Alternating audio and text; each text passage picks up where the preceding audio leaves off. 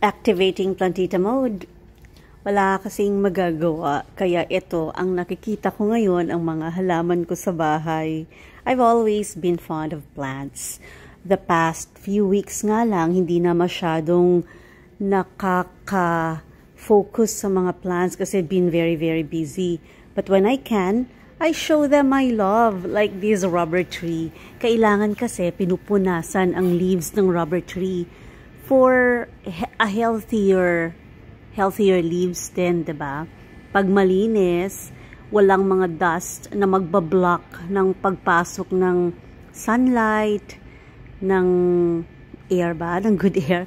Pero walang magbablock ng pagpasok ng sunlight, they'll become even healthier. Kaya kailangan inaalagaan ang mga indoor rubber trees. Matagal na to sa akin. 4 years na kami sa Jakarta, mga 3 years na siya. More than, kasi parang a few months here in Jakarta, I bought this plant already. And now, mataas na siya. In fact, nakapag-ano na nga ako nakapag-cut na ako dito and planted another rubber tree from this tree.